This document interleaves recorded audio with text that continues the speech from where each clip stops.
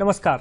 Hello doctor, ज्या कार्यक्रमाची आपण आतुरतेने वाट बघत असतात त्यात मी डॉक्टर चेतन दिलीप साळुंखे आपल्या सर्वांचं मनपूर्वक स्वागत करतोय.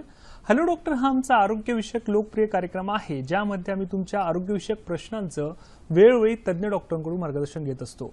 आजचा कार्यक्रम हा आमचा प्रायोजित कार्यक्रम आहे. प्रेक्षको, आपलं शरीर हे एक प्रकारच्या कारखान्यासारखं आहे. कारखान्यामध्ये जशी विविध प्रकारची यंत्रणा अविरत अविश्रांतपणे चालू असते त्याच प्रकारची एक यंत्रणा देखील आपल्या शरीरात अविरत अविश्रांतपणे चालू असते व ही चालू राहण्यासाठी वाताची किंवा वायूची गरज असते व त्याचा स्वैर संचार आपल्या संपूर्ण शरीरात चालू असतो. परंतु जेव्हा हा वात बिघडतो त्यावेळी 80 प्रकारच्या व्याधींची उत्पत्ती होत असते व त्यामुळे विविध प्रकारच्या शारीरिक आणि मानसिक व्याधींची उत्पत्ती होते. मग प्रश्न पडतो की वात व्याधी होण्यामागची नेमकी कारणं कुठली, त्याची लक्षणं कुठली व त्यावर केल्या जाणाऱ्या उपचार पद्धती कोणत्या, या विविध पैलूंवर चर्चा करण्यासाठी मार्गदर्शन करण्यासाठी आज आपल्याकडे आलेले आहेत आपल्या सर्वांचे लाडके डॉक्टर सत्यम गुजर सर. नमस्कार सर. आजच्या हॅलो डॉक्टर कार्यक्रमात आपलं मनपूर्वक स्वागत. डॉक्टर सत्यम गुजर हे महाराष्ट्राला परिचित असं व्यक्तिमत्व आहे. पुणे विद्यापीठातून त्यांनी आयुर्वेदाचार्य ही पदवी संपादन केलेली आहे. गेली 18 वर्ष ते पुणे व मुंबई येथे यशस्वीपणे आयुर्वेदिक प्रॅक्टिस करत आहे. पोटाचे विकार, पाठीच्या मणक्यांचे विकार, संधिवात, त्वचा विकार, स्त्री पुरुष वंध्यत्व इत्यादी आजारांसाठी विशेष होताने उपचार करतात. आज आपण त्यांच्याबरोबर वात विकार आणि आयुर्वेद या विषयावर चर्चा करणार आहोतच, त्यांचं मार्गदर्शन घेणार आहोतच. त्याबरोबरीने आपलाही सहभाग आजच्या कार्यक्रमात अपेक्षित आहे, आवश्यक आहे. आमच्याशी संपर्क साधण्यासाठी आणि आपले नेमके प्रश्न विचारण्यासाठी कृपया तुम्हाला लागतील आमचे दूरध्वनी क्रमांक. संपर्कासाठी आमचे दूरध्वनी क्रमांक आहेत 24908050 किंवा 24988050. मुंबई बाहेरील प्रेक्षकांनी 022 हा एसटीडी कोड डायल करायला विसरू नका. कार्यक्रम सुरू करण्यापूर्वी प्रेक्षकांसाठी काही आमच्या सूचना आहेत. प्रश्न विचारताना कृपया तुमच्या टीव्ही संचाचा आवाज थोडा कमी ठेवा जेणेकरून तुमचे नेमके प्रश्न आमच्यापर्यंत स्पष्ट ऐकू येतील. तसेच कार्यक्रमादरम्यान मी तुम्हाला इतर विषयांवर देखील महत्त्वाची माहिती देणार आहे. चला तर मग आजच्या चर्चेला सुरुवात करूया. सर, पुन्हा एकदा आपलं मनपूर्वक स्वागत. सर, वात विकारांमध्ये नेमका कोणकोणत्या आजारांचा समावेश होतो, काय सांगणार आमच्या प्रेक्षकांना? आयुर्वेदाने दोष धातू मलमूलम ही शरीरम असं सूत्र सांगितलेलं आहे. म्हणजे 3 दोष वात, पित्त आणि कफ हे 3 दोष प्रामुख्याने असतात. 7 धातू रस, रक्त, मांस, मेद, अस्थि, मज्जा आणि शुक्र हे 7 धातू आणि मल, मूत्र आणि स्वेद हे 3 मल हे शरीराचे मूल घटक होत. म्हणजे वात, पित्त आणि कफ हे 3 दोषांचं कार्य जर प्राकृत होत असेल, व्यवस्थित होत असेल तर शरीर रचना व्यवस्थित राहते, शरीराचे सर्व कार्य व्यवस्थित होत राहतात. पण जेव्हा हे 3 बिघडतात त्यावेळेला वेगवेगळे आजार सुरू होतात.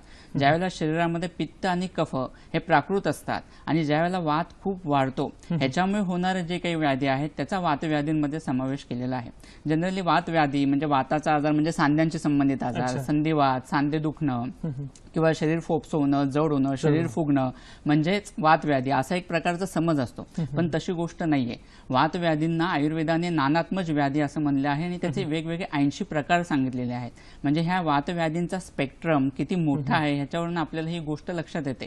म्हणजे सांध्यांशी संबंधित असणारे सगळे आजार हे वातव्याधीमध्ये येतातच. सांधे दुखणं असू देत, सांधे आखडणं, सांधे सुजणं, सांध्यांच्या हालचाली व्यवस्थित न होणं, फ्रोझन शोल्डर सारखे आजार, संधिवातासारखे आजार किंवा अवॅस्क्युलर नेक्रोसिस सारखा एखादा खुब्याचा आजार, या सगळ्या प्रकारच्या सांध्यांच्या आजारांचा समावेश ह्या वाताच्या विकारांमध्ये होत असतोच.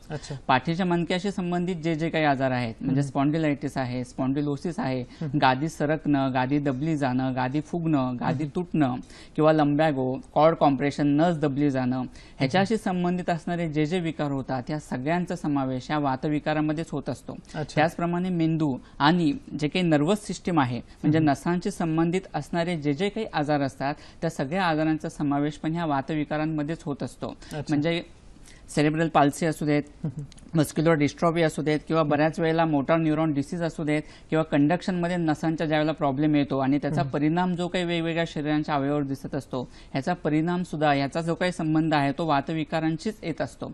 आयुर्वेदाने पंच ज्ञानेंद्रिय सांगितलेलं आहे. म्हणजे विषयांचा उपभोग ज्या इंद्रियांद्वारे घेतला जातो ती म्हणजे ज्ञानेंद्रिय. या ज्ञानेंद्रियाशी संबंधित असणारे जे आजार आहेत त्यांचा समावेश पण ह्या वातविकारांमध्येच होत असतो. म्हणजे एखाद्याला एकदम अचानक ऐकू कमी यायला लागतं, दिसायला कमी लागायला लागतं किंवा चव व्यवस्थित येत नाही घ्राणेंद्रियाद्वारे गंधज्ञान व्यवस्थित होत नाही, अचानक एकदम वास येणं ही गोष्टच बंद होते. ह्या सगळ्याचा समावेश या वातविकारांमध्ये होत असतो. त्यामुळे ह्या वातविकारांचा स्पेक्ट्रम हा खूप मोठा आहे आणि त्या दृष्टीने त्याचा विचार होणं, त्याच्या मूळ कारण वाताचे 5 प्रकार असतात. या 5 प्रकारांपैकी कोणत्या वाताच्या कोणत्या प्रकारची दृष्टी आहे, कोणत्या वाताचा प्रकोप झालेला आहे, कोणाची वृद्धी आहे आणि त्याचा परिणाम शरीरातल्या कोणत्या अवयवावर होतोय. स्थानभेदाने वातविकारांशी संबंधित वात वाढल्यानंतर कोणत्या स्थानामध्ये त्याचं स्थान दृष्टी होते, यानुसार हे व्याधी वेगवेगळे होत असतात. मग त्यानुसार लक्षणं कोणती दिसतात आणि त्याच्यानुसार उपचार कशा पद्धतीने केले गेले पाहिजेत ह्याचा विचार आपण आज करणार आहोत. निश्चितच सर, म्हणजे आपण असं म्हणू शकतो की वाताला जरी आपण बघू शकत नसलो पण लक्षणांनुसार आपण त्याचा अनुभव घेऊ शकतो, याबद्दल सरांनी आपल्याला माहिती दिली. सर, माझा पुढचा प्रश्न आहे की वात म्हणजे नेमकं नक्की काय, त्याबद्दल आमच्या प्रेक्षकांना काय सांगणार? सृष्टी ही पांचभौतिक आहे. म्हणजे पृथ्वी, आप, तेज, वायू आणि आकाश यापासून सर्व सृष्टी तयार होत असते. त्याचप्रमाणे शरीर सुद्धा आपल्या ह्या 5 महाभूतांपासून तयार होत असतं. त्यातला आप आणि पृथ्वी याच्यापासून कफ या महाभूताची उत्पत्ती होत असते. तेजापासून पित्त या वाताची या दोषाची उत्पत्ती होत असते. तर वायू आणि आकाश या महाभूतांपासून वाताची उत्पत्ती होत असते. हा वात जो आहे तो शरीराच्या सगळ्या कार्यांसाठी, त्याची रचना व्यवस्थित राहण्यासाठी महत्वाचा असतो. आयुर्वेदाने खूप छान सूत्र याच्यामध्ये सांगितलेलं आहे. स विश्वकर्मा विश्वात्मा विश्वरूप हा प्रजापती, स्रष्टा दाता विष्णू आणि संवर्ता मृत्यूअंतका. म्हणजे आयुर्वेदाने त्याला उपमा देताना विष्णूची उपमा दिलेली आहे. म्हणजे सर्व शरीराचं धारण करणं, त्याचं पोषण करणं आणि त्याचप्रमाणे तो वात जर विकृत झाला तर वेगवेगळे व्याधी करून मृत्यू ओढवणं ही गोष्ट सुद्धा वातामुळेच होत असते. म्हणजे प्राकृत वात व्यवस्थित टिकून ठेवणे ही गोष्ट आपल्या दृष्टीने किती महत्वाची आहे हे आपल्याला लक्षात येत असतं. आणि हा वात जर विकृत झाला तर वेगवेगळे व्याधी व्हायला सुरुवात होत असते. निश्चितच सर, कार्यक्रमात आपला फोन आलाय. श्रीहरी यांचा फोन आलाय नाशिकवरून. नमस्कार श्रीहरी, आपला प्रश्न विचारा. हॅलो. हा सर, मी सिन्नरहून बोलतोय. अच्छा. तर माझ्या वडील 60 वर्षांचं वय आहे. बर. त्रास काय त्यांना ना असे सांधे दुखीचा त्रास होतोय. बर. कधीपासून त्रास आहे? तर त्याचं आयुर्वेदिकचं काय आहे का? सांधे दुखतात म्हणजे फक्त गुडघे दुखतात की इतर सांधे पण दुखतात? हो, गुडघे जास्त दुखतात. बर. अच्छा, ठीक आहे.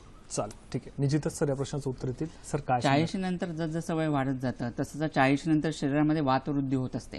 वात प्रकोप होणं, वात वाढणं आणि वात वाढला की स्वाभाविक त्याचा परिणाम शरीरात झीज व्हायला सुरुवात होणे ही गोष्ट सुरू होते. 40 नंतर शरीरात कोणती नवीन गोष्ट तयार होत नाही. ती ज्या गोष्टी आहेत, जे धातूंचं बल आहे ते टिकून ठेवणं म्हणून महत्वाचं असतं. त्यामुळे वात वाढत गेला की झीज व्हायला सुरुवात होते आणि त्याचा पहिला परिणाम सगळा हा सांध्यांवर आणि मणक्यांवर होत असतो. कारण वात वाढला की आधी स्वस्थानात वाढतो आणि वात हा अस्थींच्या आश्रयाने राहत असतो. त्यामुळे वात वाढला की आधी पहिल्यांदा त्याचा परिणाम हा सांध्यांवर होतो. तिथलं वंगण झिजायला सुरुवात होते, खुर्च्यांची झीज होते, हाडांची झीज व्हायला लागते आणि संधिवातासारखा त्रास सुरू होत असतो. मेनली पूर्ण शरीराचा भार हा गुडघ्यांवर पडत असल्यामुळे इतर सांध्यांपेक्षा गुडघ्यांची झीज जास्त होत असते. त्यामुळे त्यांना गुडघे दुखणं आणि इतर सांधे दुखणं असा त्रास होतोय. याच्यामध्ये स्नेहपान ही गोष्ट खूप महत्वाची असते. म्हणजे त्यांना एरंडेल तेल रोज रात्री जर तुम्ही 1 चमचा आणि सुंठ हे घ्यायला सुरुवात केली तर त्यांचा त्रास कमी होईल. त्याचप्रमाणे वेगवेगळे वातज्ञ तेल आहे त्याचे जर रोज मालिश गुडघ्यांना करायला लागले तर त्याचा परिणाम खूप चांगल्या पद्धतीने व्हायला लागेल.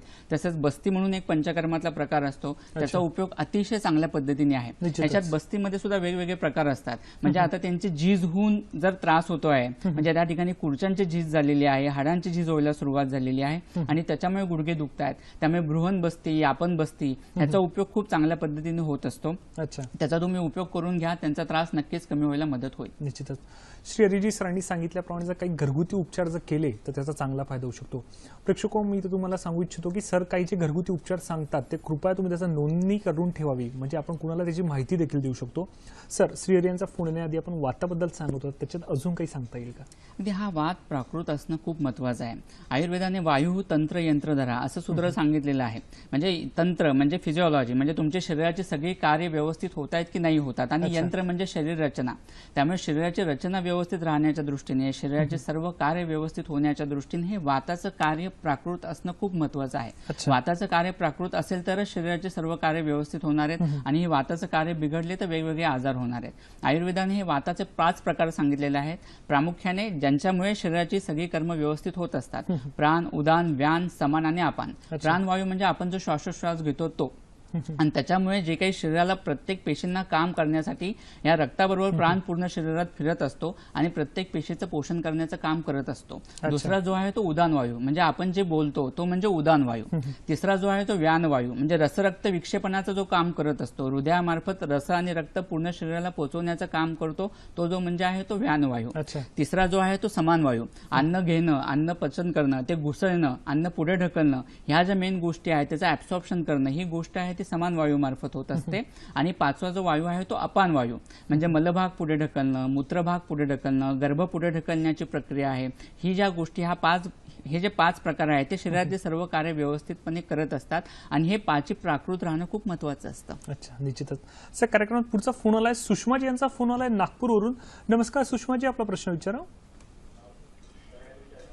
हॅलो. Hello doctor. आपला प्रश्न विचारा. हा, मी सुषमा बोलते, सुषमा काळपांडे. डॉक्टर, माझी डॉक्टरांनी म्हणजे जेव्हा टेस्ट केली तेव्हा सांगितलं की वात आहे, संधिवात. तर ते पूर्ण बॉडी म्हणजे अशी सुजून गेली, हात पाय वगैरे, हाता पायांवर पूर्ण सूज येऊन गेलेली आहे. आणि हे जॉईंट असतात आपले, हे टोंगरे वगैरे नाही का, ढोकर वगैरे असते, त्याला पण खूप म्हणजे असं सूज आलेली आहे. आणि खाली बसलं की उठणं पण नाही होत आणि उभं राहिलं की खाली पण बसणं नाही होत त्याच्या. आणि खूप आग नाही का, रात्रभर असं ठणकत असते. वय किती आहे आता? वय आहे 53. अच्छा, हाताच्या बोटांना वगैरे पण सूज येते का? हो हो हो हो, पायांवर सूज येते. हातांची बोटं आखडणं, सांध्या आखडणं, हा प्रकार कितपत असतो? भरपूर असतो, म्हणजे इतका त्रास होतो की सहन नाही होत. बारीक ताप, कणकण अशी काही लक्षणं दिसतात का? बारीक ताप तर नाही म्हणा, पण असं झोपलं वगैरे तर हातापायाला खूप मुंग्या येतात आणि पायामध्ये आग पण होते अशी. निश्चितच सर, या प्रश्नाचं उत्तर ते. सर, काय सांगू? वय जरी 53 असलं तरी तुम्ही जे आता लक्षणं सांगतायत त्याच्यावरनं हा रक्तातला वात असण्याची, वातरक्त असण्याची शक्यता खूप जास्त आहे. कारण कसं असतं, सांधे दुखणं हे जे लक्षण आहे, सांधेदुखी एक लक्षण आहे, तो कोणताही आजार नव्हे. त्यामुळे सांधेदुखी हे लक्षण कोणत्या आजारामध्ये दिसतंय त्याप्रमाणे निदान होऊन चिकित्सा झाली तरच तो रुग्ण त्यातून पूर्ण बाहेर पडू शकतो. बारीक ताप, कणकण, जीर्णज्वर असेल तरी सुद्धा सांधे दुखत असतात. संधिवात झाला, जसं आता आपण बघितलं की सांधेवात वाढत गेला, सांध्यांची झीज व्हायला लागली तरी सांधे दुखतात. रक्तातला वात असणं आणि त्याच्यामुळे सांधे दुखणं ह्याची लक्षणं वेगळी आहेत. म्हणजे त्या सांध्याच्या ठिकाणी आगाग होणं, सूज जास्त प्रमाणात असणं, ठणका खूप असणं, सकाळी उठल्या उठल्या तिथं स्तंभ असणं म्हणजे आखडणं, सांध्या आखडून जाणं, हालचाल लगेच व्यवस्थित न होणं, बराच वेळ खाली बसू न शकणं, ह्या प्रकारची जी त्यांची लक्षणं आहेत ती वातरक्त ह्याप्रमाणे त्यांची लक्षणं दिसत आहेत. त्याप्रमाणे त्यांचं निदान करून चिकित्सा होणं गरजेचं आहे. ह्याच्यामध्ये सुद्धा बस्तीचा उपयोग अतिशय चांगल्या पद्धतीने होत असतो. वातरक्तात बस्ती ही अर्धी चिकित्सा सांगितलेली आहे, पण त्याच्यातले बस्तीतली घटक द्रव्य बदलतात. संधिवातामध्ये जसे बृहण आणि यापन बस्ती इथं असतात, तसं ह्या बस्तीमध्ये तुम्हाला रक्तप्रसादन करणारी औषधं, वातग्न औषधं अशा पद्धतीने बस्ती वापरणं गरजेचं आहे. पिंडस्वेद म्हणून एक पंचकर्माचा प्रकार असतो, त्याचा उपयोग सुद्धा ह्याच्यामध्ये अतिशय चांगल्या पद्धतीने होतो. हे पंचकर्म करणं गरजेचं आहे आणि त्याच्याबरोबर काही रक्तप्रसादन चिकित्सा होणं पण गरजेचं आहे, म्हणजे त्यांचा आजार पूर्णतः बरा होऊ शकतो. त्यामुळे फक्त लाक्षणिक दुखणं कमी होण्यासाठी कोणतीही औषधं न करता त्या मूळ कारणासाठी ट्रीटमेंट जर घेतली तर ते पूर्णतः अजूनही बरे होऊ शकतात. निश्चितच. प्रेक्षको, माझी सरांसोबतची चर्चा अशीच चालू राहणार आहे. तत्पूर्वी वेळ झाला एक छोट्याशा विश्रांतीची. कुठेही जाऊ नका, बघत राहा कार्यक्रम हॅलो डॉक्टर.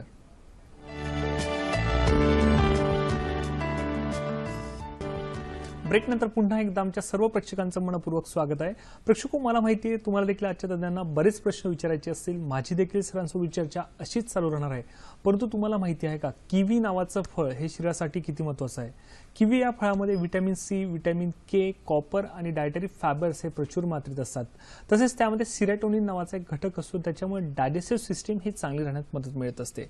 सर, पुन्हा एकदा ब्रेकनंतर आपलं मनपूर्वक स्वागत आहे.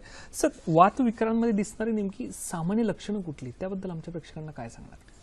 कसं आहे, शरीरातली प्रत्येक पेशी, प्रत्येक गोष्ट ही वात, पित्त आणि कफ ह्या 3 दोषांपासूनच तयार झालेली असते. म्हणजे त्यांचा त्या ठिकाणी संबंध असतोच. त्यामुळे स्वाभाविक ज्यावेळेला वात विकृती होते त्यावेळेला त्याचा परिणाम हा शरीराच्या प्रत्येक पेशीवर होत असतो. म्हणजे अगदी केसांपासून पायाच्या बोटांपर्यंत प्रत्येक अवयवावर त्याचा परिणाम, प्रत्येक सिस्टीमवर त्याचा परिणाम झाल्याशिवाय राहत नाही. म्हणजे अगदी केसांपासून सुरुवात केली म्हणजे तरी कोंडा होणं, केसांचं टेक्स्चर बदलणं, केस कोरडे पडणं, केस गळायला सुरुवात होणं, याने सुरुवात होत असते. डोळ्यांच्या ठिकाणी सतत दुखावा जास्त प्रमाणात असणं, अच्छा. वेगवेगळ्या प्रकारचे न्यूरॅल्जियाचे प्रकार आयुर्वेदाने सांगितले, म्हणजे न्यूरॅल्जियाचे जे त्रास असतात, म्हणजे मायग्रेनचा खूप जणांना त्रास असतो, पण प्रत्येक वेळेला पित्तामुळे डोकं दुखतं अशी गोष्ट नाहीये.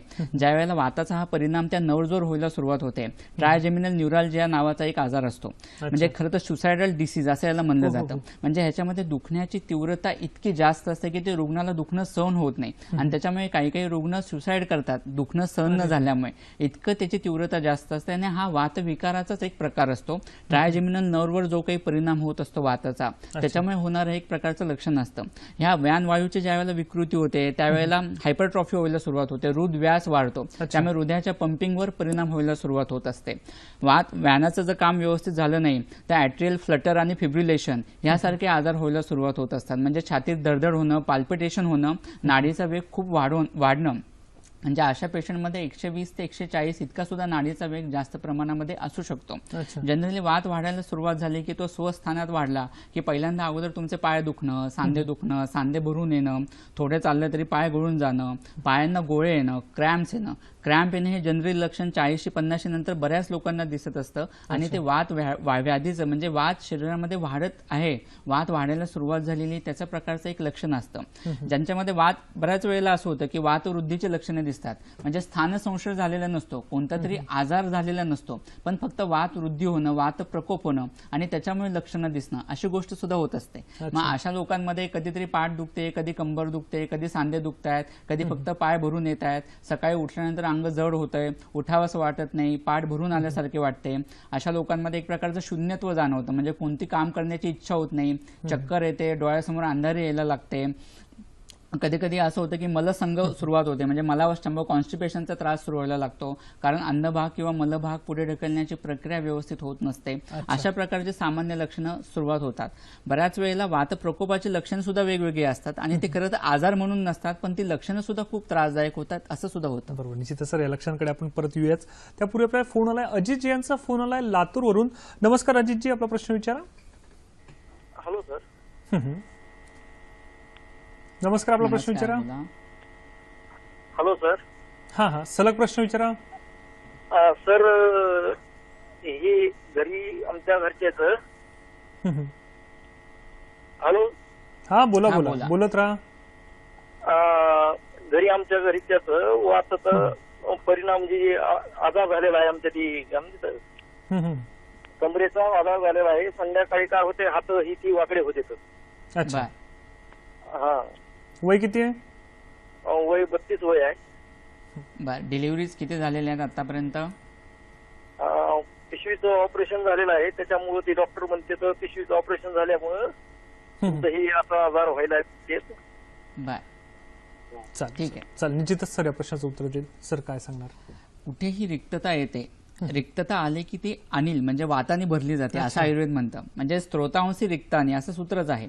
जिथे जिथे रिक्त स्त्रोताचा असेल, जिथे जिथे पोकळी असेल, तिथं वात वाढणार, वात भरणार. स्वाभाविक गर्भाशय काढलेले आहे, त्यांची प्रसूती झाल्यानंतर, डिलिव्हरी झाल्यानंतर शेकडी झाली की नाही झाली, ह्या गोष्टी आता आपल्याला हिस्ट्री पूर्ण व्यवस्थित घेता आलेली नाही, पण जनरली स्त्रियांमध्ये हे त्रास वाताशी संबंधित आपल्याला बऱ्याच वेळेला जास्त दिसून येतात. म्हणजे पुरुषांपेक्षा कंबरदुखी, सांधेदुखी, पाठ दुखणं, कंबर दुखणे बऱ्याच स्त्रियांमध्ये दिसत असतं, आणि त्याचा संबंध त्यांच्या प्रसूतीशी, गर्भाशयाशी हा नक्कीच असतो. त्याच्यामुळे प्रसूतीनंतर तुम्ही शेकडी करणं किंवा जी परिचर्या, सुतिका परिचर्या सांगितलेली आहे ती सांभाळणं खूप महत्वाचं असतं. आणि त्यांचा गर्भाशय आता काढून टाकलेला आहे, आणि त्याच्यामुळे जर तो वात वाढल्यामुळे तो जो काही ओलावा शरीरामध्ये राहत असतो, वात वाढलेला असतो, त्याचा परिणाम हा हळूहळू सगळ्या सांध्यांवर, स्नायूंवर व्हायला सुरुवात होते. स्नायू आखडले गेले की बोटं वाकडी होणं. आता जर तुम्ही सांगितलं की संध्याकाळच्या वेळेला त्रास जास्त होतो, संध्याकाळी 6 नंतरची वेळ ही वाताची असते, त्याच्यामुळे त्या वेळेला त्रास त्यांचा जास्त वाढतो, कारण वात त्यावेळेला खूप वाढलेला असतो.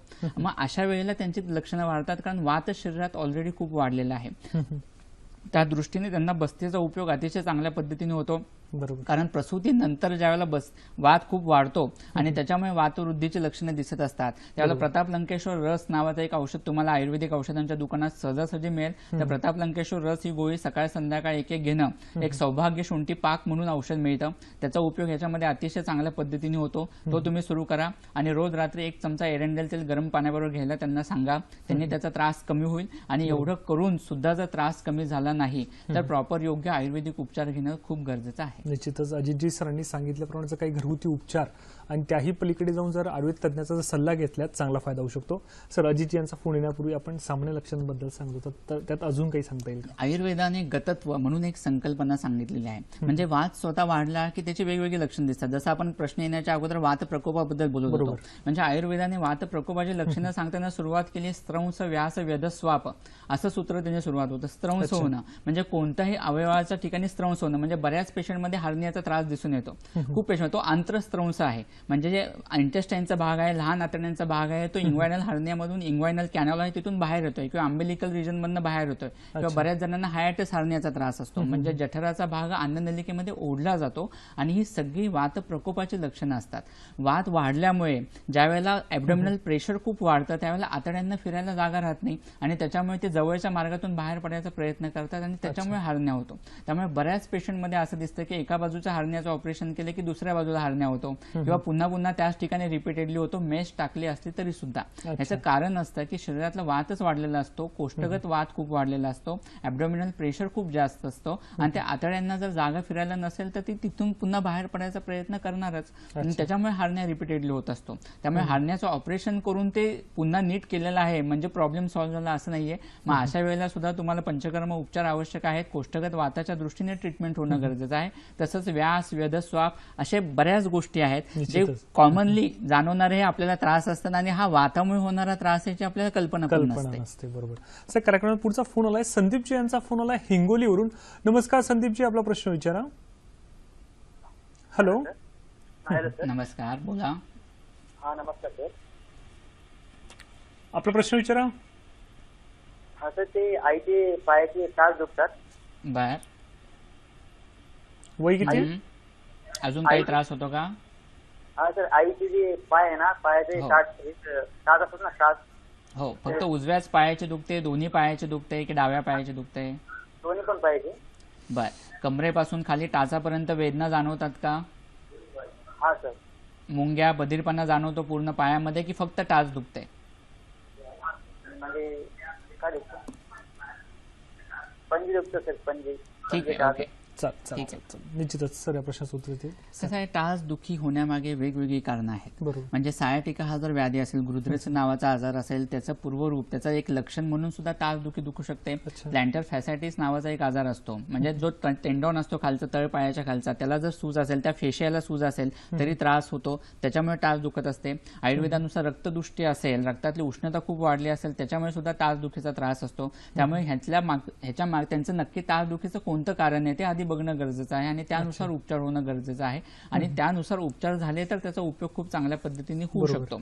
तरी सुद्धा त्यांना रोज सुंठ पावडर, एरंड तेल तुम्ही सुरू करा, त्याने खूप चांगला उपयोग होईल. अग्निकर्माचा उपयोग ह्याच्यामध्ये खूप चांगला होतो. सोन्याच्या अंगठीने जर त्या ठिकाणी टाच दुखते त्या ठिकाणी जर डाग दिला तरी ते दुखणं कमी व्हायला मदत होत असते. आणि नक्की टाच दुखी मागचं काय कारण आहे याचा विचार करून ट्रीटमेंट झाली तर उपयोग चांगला होईल.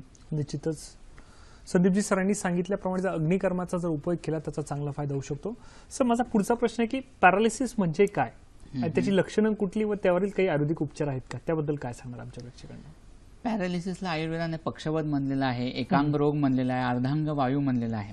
पॅरालिसिस म्हणजे शरीराचा एक भाग, म्हणजे एक हात असू देत किंवा एक पाय असू देत, उजवा भाग किंवा डावा भाग कोणताही तो असू शकतो, किंवा फक्त कमरेच्या वरचा भाग पॅरालाइज होणं. पॅरालाइज होणं म्हणजे डोळा पडणं.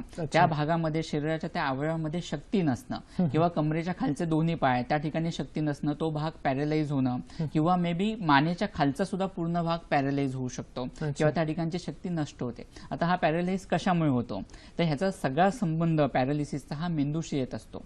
ज्या ठिकाणी मेंदूला जो काही रक्तस्राव होतो तो रक्तस्राव जर थांबला अचानक कोणत्याही गोष्टीत, म्हणजे रक्तवाहिन्या आकुंचित पावल्यामुळे थांबू शकतो, ह्याच्या मागे सुद्धा वात हेच कारण असतं, किंवा बऱ्याच वेळेला ब्लड प्रेशर वाढून रक्तवाहिनी फुटल्यामुळे सुद्धा तो रक्तस्राव थांबू शकतो. आणि ह्याच्यामुळे ज्या ठिकाणी रक्तस्राव थांबलेला आहे त्याच्या विरुद्ध भागामध्ये पॅरालाइज होत असतो. आपल्याला या ठिकाणी काही स्लाइड आपल्याला दिसत आहेत समोर की ह्या मेंदूला सप्लाय करणारी रक्तवाहिनी आहे. त्या ठिकाणी जर ती रक्तवाहिनी बारीक झाली, तिथला रक्तप्रवाह जर थांबला, आपल्याला इथे कडेला सर्कलमध्ये ती रक्तवाहिनी दिसते, की खालच्या बाजूला नॉर्मल रक्तवाहिनी दिसते सर्कलमध्ये, आणि नंतर हळूहळू ती बारीक बारीक होत गेली आणि त्याच्यामुळे तिथला रक्तप्रवाह थांबलाय. आपल्याला पुढच्या स्लाइडमध्ये दिसतंय की कशा पद्धतीने पॅरालिसिसचे वेगवेगळे प्रकार असतात. म्हणजे फक्त अर्ध्याच भागाचा, अर्ध्या अंगाचा पॅरालाइज होतो, पक्षाघात होत असतो, किंवा फक्त वरच्या भागाचा किंवा मानेपासून पूर्ण खाली. अच्छा. आता आपल्याला ह्या स्लाइडमध्ये दिसतंय की समजा मेंदूच्या उजव्या भागामध्ये रक्तपुरवठा थांबला किंवा तेथील रक्तवाहिनी फुटली आणि त्या भागामध्ये जर रक्तपुरवठा जर व्यवस्थित झाला नाही तर त्याच्या विरुद्ध भागामध्ये म्हणजे डाव्या भागामध्ये तिथलं पूर्ण अंग हे लुळं पडतं.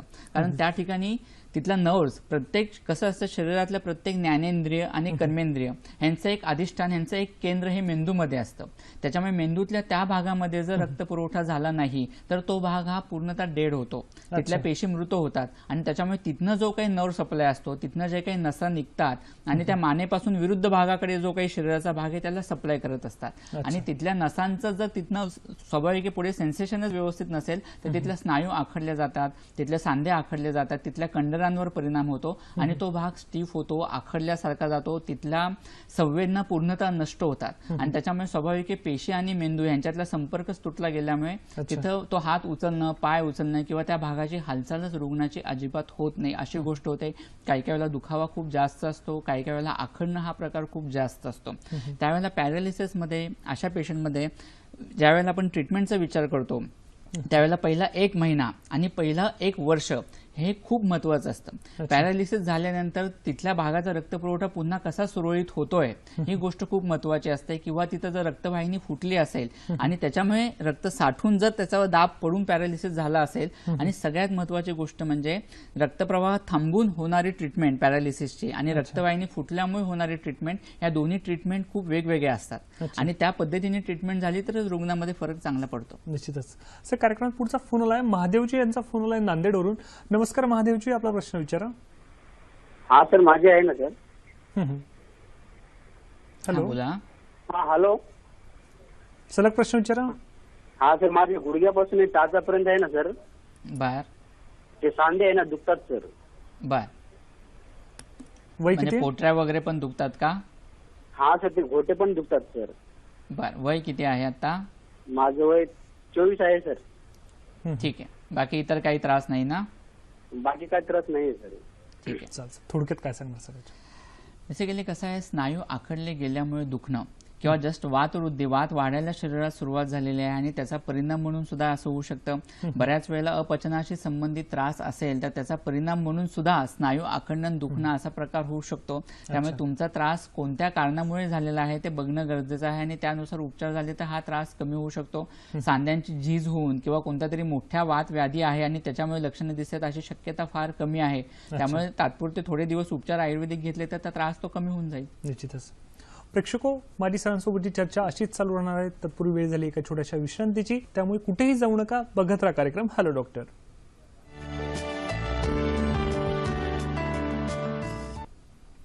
प्रेक्षको, ब्रेकमध्ये जाण्यापूर्वी मी तुम्हाला मागच्या ब्रेकमध्ये पूर्वार्धामध्ये किवीबद्दल सांगत होतो. त्याच्यात अजून सांगायचं झाल्या, एका फळाच्या किवीमध्ये 15 मिलीग्रॅम जवळजवळ मॅग्नेशियम असते, ज्यामुळे नर्वस कोऑर्डिनेशन आणि नर्व फंक्शन चांगलं राहण्यास मदत मिळत असते. त्याचप्रमाणे किवीमध्ये फायटोकेमिकल ल्युटिन नावाचा एक घटक असतो, ज्यामुळे अवेळी येणारं जे आंधळेपण असतं ते दूर होण्यास मदत होत असते. सर, पुन्हा एकदा आपलं ब्रेकनंतर मनपूर्वक स्वागत. सर, ब्रेकमध्ये जाण्यापूर्वी आपण पॅरालिसिसबद्दल बोलत होतो, त्याबद्दल काय सांगणार? जसं आपण म्हणलो तसं की पॅरालिसिसमध्ये पेशंट जितक्या लवकर ट्रीटमेंटला होईल आणि ट्रीटमेंट जितक्या लवकर सुरू होईल ती खूप गोष्ट महत्वाची असते. पॅरालिसिस किंवा पक्षाघात हा आजार असा आहे की ज्याच्यात रुग्ण सफर होण्यापेक्षा रुग्णाचे नातेवाईक जास्त सफर होत असतात. वैद्याच्या दृष्टीने सुद्धा तो कष्टसाध्य असतोच. वैद्य त्याच्या दृष्टीने सगळे प्रयत्न करायचे ते करतच असतो, पण ह्याच्याबरोबर रुग्णाबरोबर त्याच्याबरोबरच्या नातेवाईकांची सेवा ही गोष्ट खूप महत्वाची असते. कारण बऱ्याच वेळेला काय होतं, पॅरालिसिस पेशंटमध्ये मलमूत्र नियंत्रण पण राहत नाही.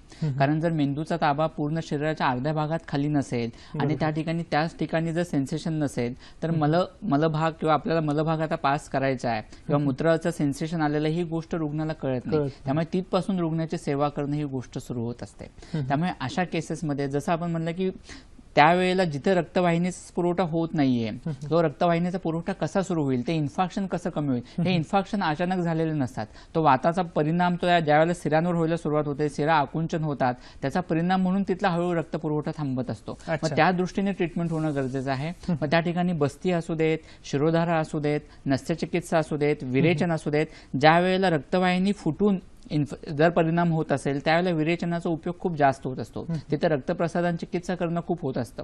या दोन्ही ठिकाणी ट्रीटमेंट बदलत असले तरी ज्या भागावर परिणाम झालेला आहे, कारण स्नायू आखडल्या जातात, काही वेळेस तो भाग अवयव लहान पण होत जातो, स्नायूंचा शोष होणं अशी गोष्ट सुद्धा ह्याच्यामध्ये दिसत असते. त्यामुळे वेगवेगळ्या वातग्न तेलांनी त्या ठिकाणी अभ्यंग करणं, मालिश करणं, त्या ठिकाणी शेक देणं, पिंडस्वेद करणं यासारख्या पंचकर्माचा उपयोग खूप म्हणजे होणं गरजेचं आहे. युद्ध पातळीवर ह्या सगळ्या गोष्टी झाल्या पाहिजेत. कारण पहिल्या 1 महिन्यात रुग्ण ह्यातून जितका लवकर बाहेर येतो आणि पुढच्या 1 वर्षात सुद्धा ट्रीटमेंट होते, ट्रीटमेंट झाल्यानंतर रुग्ण लवकर बाहेर पडू शकतो. पण जर 1 वर्षानंतर कोणतेही वातव्याधी 1 वर्ष जुने झाले तर ते बरे व्हायला कष्टसाध्य होत असतात. त्यामुळे पॅरालिसिस मध्ये सुद्धा 1 वर्षानंतर होणारा बदल हा हळूहळू असतो. पेशंटमध्ये रिकव्हरी होऊ शकत नाही अशी गोष्ट नाहीये 1 वर्षानंतर, पण जो काही बदल होईल तो खूप हळूहळू होत असतो. त्यामुळे पॅरालिसिस आल्यानंतर जितक्या लवकर तुम्ही चिकित्सा करताल, पंचकर्म करताल, वातग्न चिकित्सा करताल, भ्रूण होणं किंवा रिज्युविनेशन, रसायन चिकित्सा ह्याच्यात खूप महत्वाची असते. मेंदूच्या ज्या पेशी मृत झालेल्या आहेत त्या पुन्हा रिज्युविनेट करणं, त्यांचं काम पुन्हा सुरू होणं, तिथनं नर्व्स पुन्हा त्या जीवित होऊन त्यांचं काम तिथला सप्लाय सुरू होणं ही गोष्ट खूप महत्वाची असते.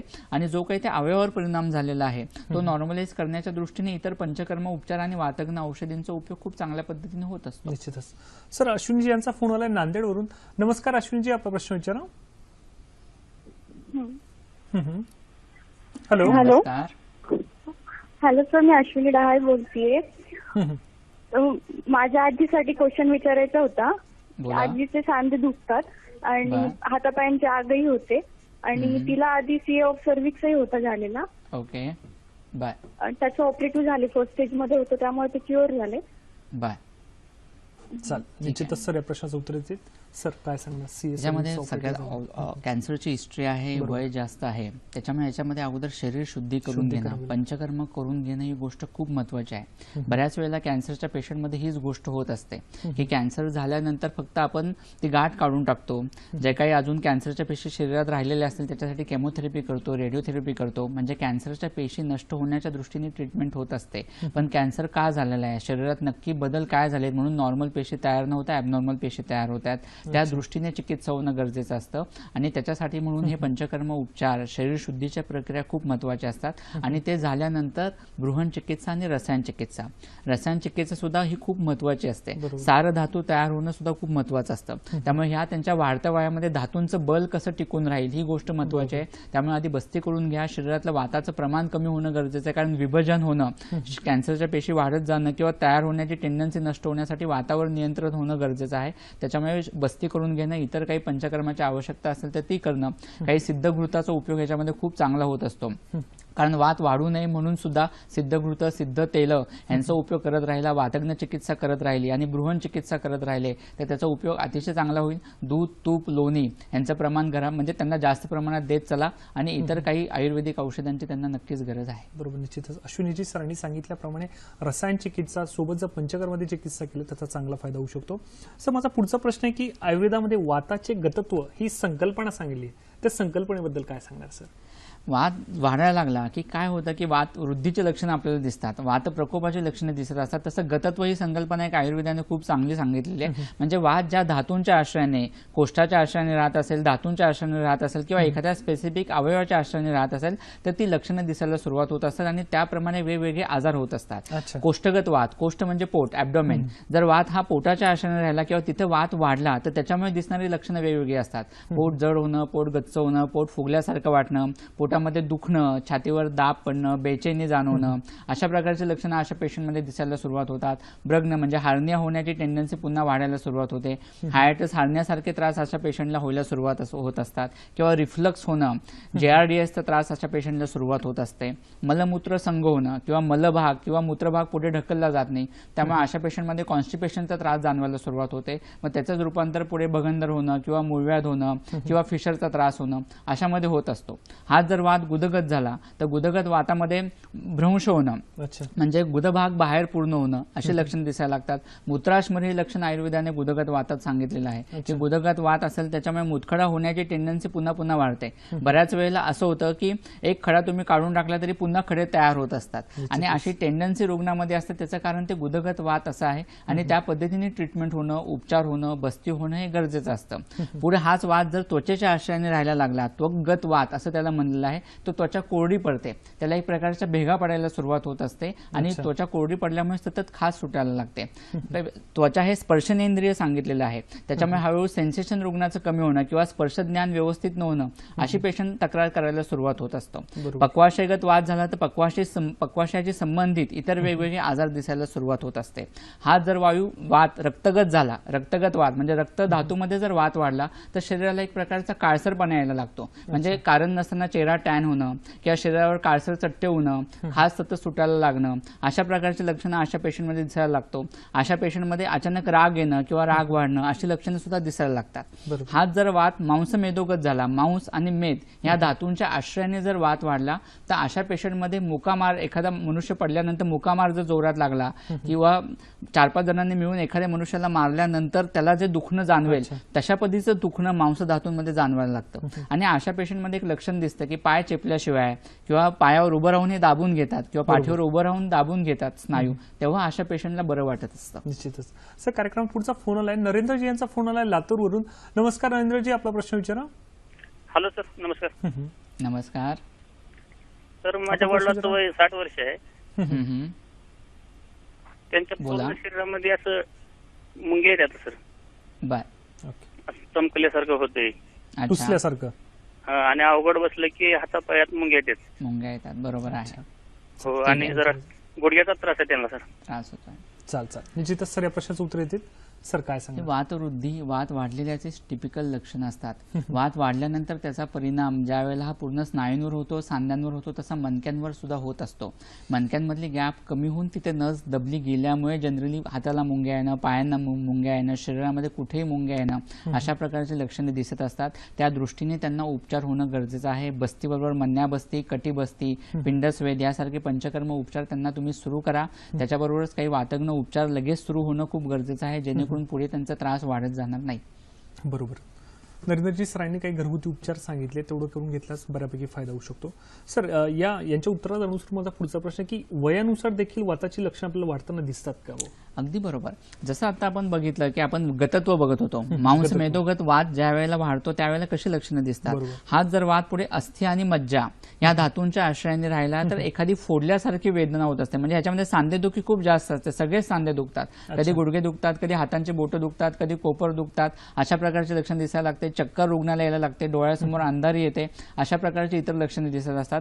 पण सांधे दुखणं, सांधे वाकडे होणं ह्या प्रकारचे लक्षणं जनरली अस्थि मज्जागत वातामध्ये दिसत असतात. हाच जर वात पुढे शुक्र ह्या धातूच्या आश्रयाने राहिला तर शीघ्रपतनाचा त्रास अशा रुग्णांमध्ये सुरू होतो. बऱ्याच वेळेला शीघ्रपतन हे एक लैंगिक समस्या म्हणून बघितलं जातं आणि त्याच्या दृष्टीने तात्पुरते उपचार शॉर्ट टर्म केले जातात, पण ते खरं तर रुग्णाच्या दृष्टीने घातक होत असतात. पण वात वाढल्यामुळे, वात शुक्र धातूच्या आश्रयाने राहिल्यामुळे हा शीघ्रपतनाचा त्रास होत असतो आणि त्या दृष्टीने शुक्रगत वाताच्या प्रमाणे जर तुम्ही ट्रीटमेंट केली तरच तो त्रास कमी होणारा असतो. त्यामुळे इतर बृहनृष्य औषधांबरोबर आपल्याला वाताच्या दृष्टीने सुद्धा अशा पेशंटमध्ये विचार करणं खूप गरजेचं असतं. आयुर्वेदाने स्त्री शुक्र सुद्धा मानलेलं आहे, त्यामुळे स्त्री शुक्राशी संबंधित जर तिथं वात असेल तर त्याच्यामुळे गर्भस्राव होणं, गर्भपात होणं, म्हणजे प्रेग्नन्सी राहिले तरी पुन्हा पुन्हा अबॉर्शन होण्याची टेंडन्सी राहणं किंवा गर्भ न राहणं किंवा वेगवेगळे प्रेग्नन्सीमध्ये वेगवेगळे कॉम्प्लिकेशन्स होणं, अशा प्रकारचे लक्षणं अशा पेशंटमध्ये दिसायला सुरुवात होत असते. इंद्रियगत वात म्हणून आयुर्वेदाने सांगितलेलं आहे, म्हणजे जे वेगवेगळी ज्ञानेंद्रिय आहेत, म्हणजे डोळ्यांशी संबंधित आजार असू देत किंवा कानाशी संबंधित आजार असू देत, अधिष्ठान चांगलं आहे, कान ह्या अवयवामध्ये कुठे विकृती नाहीये पण नीट ऐकू येत नाहीये, कारण तिथून जे काही नस मेंदूपर्यंत जाते त्याच्याशी संबंधित आजार आहे. किंवा बऱ्याच पेशंटना कानामध्ये आवाज येण्याचा त्रास असतो, टिनिटस म्हणतात त्याला, की कर्णनाद आयुर्वेदाने म्हणलेला आहे की सतत बारीक आवाज येत राहतो, त्याच्यामुळे झोप पण अशा रुग्णांना येत नाही आणि हा पण एक त्रासदायक आजार असतो आणि तो सुद्धा वाताशी संबंधितच आहे. त्या पद्धतीने उपचार व्हायला पाहिजेत. किंवा बऱ्याच जणांना स्पर्शनेंद्रिय, त्वचेशी संबंधित आजार जाणवतात की सेन्सेशनच जाणवत नाहीये, गंधज्ञान होत नाहीये, वासच येत नाहीये, ह्या सगळे इंद्रियगत वाताशी संबंधित असणारे आजार आहेत आणि त्या दृष्टीने आपल्याला त्याची चिकित्सा करणं गरजेचं असतं. निश्चितच. प्रेक्षको, माझी सरांसोबतची चर्चा अशीच चालू राहणार आहे. तत्पूर्वी वेळ झाली एका छोट्याशा विश्रांतीची. कुठेही जाऊ नका, बघत राहा कार्यक्रम हॅलो डॉक्टर.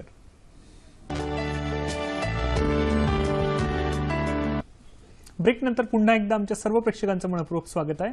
प्रेक्षको, आता पाहू पुढील हॅलो डॉक्टरचे कार्यक्रम कोणते आहेत ते. उद्या दिनांक शनिवार 12/8/2017 रोजी रात्री 8 वाजता हा आमचा हॅलो डॉक्टरचा ध्वनिचित्र मुद्रित कार्यक्रम आहे.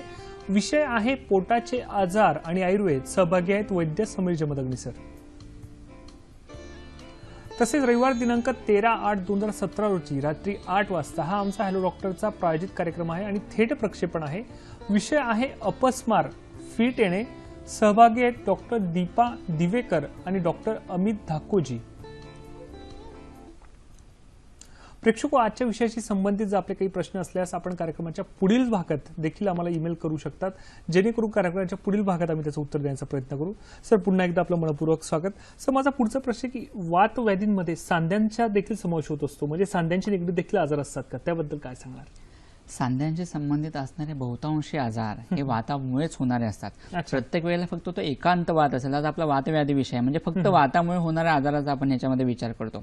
सांधेदुखी हे लक्षण वेगवेगळ्या आजारांमध्ये दिसत असतं. आमवात असू देत, वातरक्त असू देत, जीर्णज्वर असू देत, पोटाशी संबंधित आजार त्याचा उपद्रव म्हणून सांधेदुखी असू देत. पण फक्त ज्या वेळेला वात वाढतो आणि त्याचा सांध्यावर होणारा परिणाम म्हणजे आपण त्याला बोलीभाषेत संधिवात म्हणूयात, की संधिवात म्हणजे फक्त वातामुळे होणारा आजार. त्याच्यामध्ये पित्त आणि कफ या दोषांचा संबंध येत नाही. वात वाढतो त्यावेळेला झीज व्हायला सुरुवात होते. मधली दोन सांध्यांच्या मधली गादी झिजायला लागते. आपल्याला या ठिकाणी काही स्लाइड्स दिसत आहेत, आपल्याला याच्यामध्ये दिसेल. या स्लाइड मध्ये आपल्याला दिसत आहे राईट. आता या ठिकाणी आपल्याला दिसत आहे की नॉर्मल डाव्या बाजूला गादी दोन सांध्यांच्या मध्ये जी गादी असते ती व्यवस्थित दिसते, पण उजव्या बाजूला हळूहळू हे कार्टिलेज मधली गादी झिजायला सुरुवात होते. मधलं वंगण जे आहे दोन सांध्यांच्या मधलं ते कमी व्हायला लागतं. तिथल्या कुडच्यांची झीज व्हायला सुरुवात होते आणि त्याचप्रमाणे हाडांची पण झीज व्हायला सुरुवात होते. आणि त्याच्यामुळे स्वाभाविक आहे त्या ठिकाणी रुग्णाला वेदना जाणवायला सुरुवात होतात. मधली गादी नसल्यामुळे ते सांधे एकमेकांवर घासले जातात आणि त्याच्यामुळे चालायला लागलं की वेदना तीव्र होणं, आवाज चालताना आवाज येणं, सांध्याच्या ठिकाणी सूज येणं, दुखणं जास्त प्रमाणात असणं, शौचाला बसायला त्रास होणं, थोडंसं चाललं तरी सांधे किंवा पाय भरून येणं आणि त्याच्यामुळे बसावं लागणं, अशा प्रकारच्या लक्षणं सुरुवात होता हा गुडघ्यांचा संधिवात असतो. गुडघ्यांनंतर कॉमनली दिसणारा संधिवात म्हणजे खुब्यांचा संधिवात. म्हणजे त्या ठिकाणी सुद्धा मग त्रास पेशंटला उठून म्हणजे बसलेला असेल तर उभं राहताना त्रास खूप होतो. त्याचप्रमाणे पाय भरून यायला लागतात, कमरेपासून पूर्ण खाली पाय भरून येतात, अशा प्रकारचे लक्षणं दिसतात. हा संधिवातामुळे होणारा त्रास. आता काही स्पेसिफिक त्रास असतात जे वातामुळेच होणारे असतात पण इतर सांध्यांवर परिणाम करणारे, म्हणजे फ्रोझन शोल्डरचा त्रास, अवभाऊ ज्याला आयुर्वेदाने म्हणलेला आहे, हा सुद्धा वातामुळेच होणारा त्रास असतो. सांध्यांच्या वरची जी कॅप्सूल असेल तर कॅप्सूल जर आखडून गेली, कॉन्ट्रॅक्ट झाली तर त्याच्यामुळे तिथला सांधा आखडला जातो, त्या सांध्याची मुवमेंट व्यवस्थित होत नाही, स्तंभ खूप जाणवतो, हात वर करणं किंवा मागं करणं ह्या क्रिया करताना खूप त्रास होत असतो. अशा पेशंटमध्ये नस्य चिकित्सेचा उपयोग अतिशय चांगल्या पद्धतीने होत असतो आणि त्याचप्रमाणे पिंडस्वेद म्हणून जे काही पंचकर्म उपचार सांगितलेले आहे ते खूप उपयोगी होत असतं. बऱ्याच वेळेला ज्या वेळेला हा संधिवात वाढत जातो, मधली गादी पूर्ण झिजली जाते आणि हाडं एकमेकांना घासायला सुरुवात होते किंवा त्रास रुग्णाचा वाढायला लागतो, त्यावेळेला जॉईंट रिप्लेसमेंटचा सल्ला दिला जातो की आता त्रास खूप होतोय, मुवमेंटच होत नाहीये, तुम्हाला सांधा बदलल्याशिवाय पर्याय नाही असं सांगितलं जातं. पण प्रत्येक वेळेला सांधा बदललाच पाहिजे किंवा सांधा बदलल्याशिवाय पर्याय नाही अशी गोष्ट नाहीये. त्याच्यासाठी आयुर्वेदिक पंचकर्म उपचारांचा उपयोग अतिशय चांगल्या पद्धतीने होत असतो. पंचकर्म झाल्यानंतर वाताचं प्रमाण शरीरातलं ज्या वेळेला कमी होतं त्यावेळेला झीज पुढे वाढत जाणं, ज्या वेगात झीज होते तो वेग थांबतो, झीज पुढे वाढत जात नाही आणि आहे ती झीज भरून आणणं, तिथला अवलंबक कफ म्हणजे जे वंगण आहे ते वाढवणं, ह्या गोष्टी ज्या वेळेला आपण औषधांनी करायला सुरुवात होते आणि रसायन चिकित्सा केल्यानंतर ज्या वेळेला ती झीज भरून यायला लागते त्यावेळेला अगदी ऑपरेशन न करता सुद्धा रुग्ण अगदी व्यवस्थित चालू शकतो. स्वाभाविक आहे पहिल्यासारखा सांधा झालाय अगदी अशी गोष्ट तो होणार नाहीये, इतक्या वर्षांची ती झालेली झीज आहे.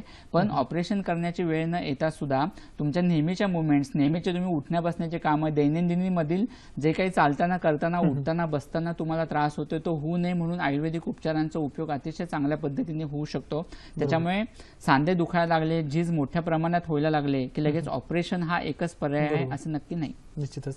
सर, या उत्तराला अनुसरून माझा पुढचा प्रश्न आहे की तुम्ही आता शब्द वापरला की नी रिप्लेसमेंट, नी ट्रान्सप्लांट, बऱ्याच वेळा शब्द वापरला होतो की गुडघे झिजलेले आहे तर नी रिप्लेसमेंट ट्रान्सप्लांट करून घ्या, तर अशी शस्त्रक्रिया न करता देखील रुग्ण बरा होऊ शकतो का?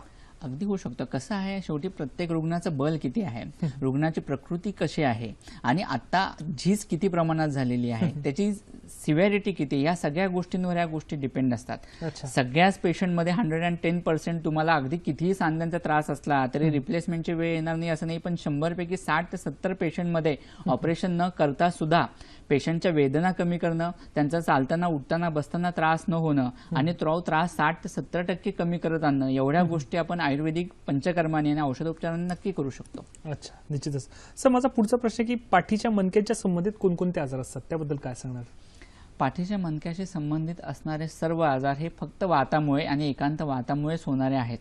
वात जसजसा वाढत जातो त्यावेळेला पाठ म्हणजे तरी काय, मध्ये पाठीचा मणका आणि कडे स्नायूंची भक्कम भिंत, त्यामुळे वात वाढला की एक स्नायू आखडले जातात आणि त्याचा ताण पाठीच्या मणक्यांवर पडतो, किंवा वात वाढल्यामुळे मणक्यांना सूज येते ज्याला स्पॉन्डिलायटिस असं म्हणलं जातं, किंवा वात वाढल्यामुळे मणक्यांची झीज होते ज्याला स्पॉन्डिलोसिस असं म्हणलं जातं. मणक्यांची झीज होते, मणके एकमेकांच्या जवळ येतात कारण मणके ज्या सांध्यांनी जोडले गेले आहेत त्याचा पण संधिवात होतो आणि मणके एकमेकांच्या जवळ येतात.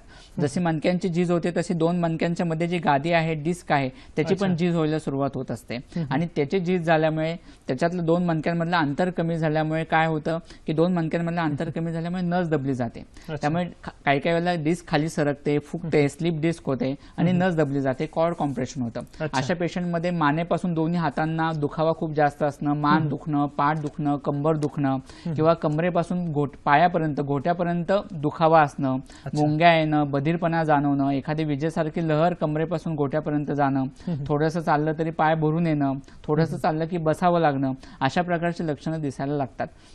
बऱ्याच वेळेला त्रास वाढत गेला. सायटिकाचा आजार हा पाठीच्या मणक्याशी संबंधितच आहे. L4, L5 किंवा L5S1 याच्यामधली जर डिस्क दबली गेली तर खाली सरकल्यामुळे त्याच्यामुळे ती सायटिक नर्व दबली जाते आणि त्याचा परिणाम म्हणून पुढे पेशंटला त्रास व्हायला सुरुवात होते. आणि ह्या सगळ्या पेशंटमध्ये बऱ्याच वेळेला शस्त्रकर्माचा सल्ला दिला जातो, म्हणजे डिकॉम्प्रेशन सर्जरी करायला सांगितले जातं की ऑपरेशन करून नस दबली ती सोडून घेणं गरजेचं असतं. पण अशा पेशंटमध्ये सुद्धा पंचकर्म, आयुर्वेदिक उपचार व्यवस्थित झाले तर त्रास अतिशय चांगल्या पद्धतीने कमी व्हायला मदत होत असते. प्रेक्षको, माझी सरांसोबतची चर्चा अशीच चालू राहणार आहे. तत्पूर्वी आता वेळ झाली आजच्या आरोग्य सल्ल्याची. बघूयात आजचा आरोग्य सल्ला काय ते. आजचा आरोग्य सल्ला आहे, वात विकारात उष्ण तीक्ष्ण अन्न घटकांचे सेवन टाळावे. नियमित योगासने, प्राणायाम यांमुळे चांगला फायदा होतो. वात विकारात पंचकर्मादी उपायांचा चांगला फायदा होतो. प्रेक्षको, आता पाहू आजच्या कार्यक्रमाचं पुनःप्रक्षेपण कधी आहे ते. आजच्या कार्यक्रमाचं पुनःप्रक्षेपण हे गुरुवार दिनांक 24/8/2017 रोजी सकाळी 9 वाजता आहे. विषय आहे वात विकार आणि आयुर्वेद. प्रेक्षको, आजचा कार्यक्रम तुम्हाला कसा वाटला हे देखील जाणून घ्यायची इच्छा आहे. तसेच ज्या डॉक्टरांना आमच्या हॅलो डॉक्टर कार्यक्रमात प्रायोजित कार्यक्रम करायचा असल्यास कृपया त्यांनी आमचा पत्ता नोंदवून घ्यावा. संपर्कासाठी आमचा पत्ता आहे निर्माती हॅलो डॉक्टर, दूरदर्शन केंद्र, वरळी, मुंबई 400030.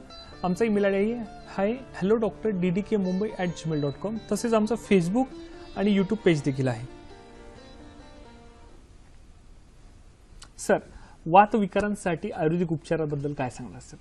कसं आहे, वातविकारांचा स्पेक्ट्रम खूप मोठा आहे. अगदी आपण वरच्यावर काही आजार बघितले, पण त्याच्यावर अजून पार्किन्सन डिसीज आहे, मस्क्युलर डिस्ट्रॉफी आहे, सेरेब्रल पाल्सी आहे. बऱ्याच लहान मुलांचे काही प्रॉब्लेम असतात की मुलांच्या पायांना बाक येणं, पाय व्यवस्थित धरू न शकणं, लवकर चालता न येणं, लवकर बोलता न येणं, बोलताना अडखळ येणं, अशा प्रकारचे कितीतरी अनेक वातविकार आहेत की ज्याच्यामुळे हा वाताशी संबंधित असणारा आजार आहे आणि त्या मूळ कारणासाठी वातासाठी ट्रीटमेंट होणं गरजेचं आहे. बऱ्याच पेशंटना माहिती पण नसतं आणि खरं तर त्या दृष्टीने उपचार झाले तरच ते रुग्ण त्याच्यातून बाहेर पडू शकतात.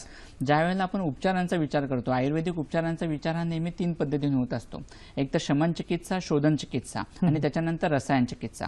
शमन चिकित्सा म्हणजे पोटातून घेण्याची औषधं. जनरली शमन चिकित्सेचा विचार करताना सुद्धा आधी पाचन करून शमनाचा विचार केला जातो, पण ज्यावेळेला आपण वातव्याधींचा विचार करतो त्यावेळेला पाचन चिकित्सेचा तिथे संबंध येतो किंवा पाचन करणंच गरजेचं पडतं असं होत नाही. कारण एकांत वात वाढून त्याचा होणारा परिणाम त्याच्यामुळे झालेले व्याधी आहेत. त्याच्यामुळे ह्याच्यामध्ये फक्त वातशमनाची चिकित्सा, वात हा थंड असतो त्याच्यामुळे त्या पद्धतीने उष्ण चिकित्सा होणं खूप गरजेचं असतं. त्याचप्रमाणे इतर काही पंचकर्म उपचार खूप गरजेचे असतात. वातशमन होणं गरजेचं आहे, बृहन होणं गरजेचं आहे, धातूंचं बल वाढवणं गरजेचं आहे.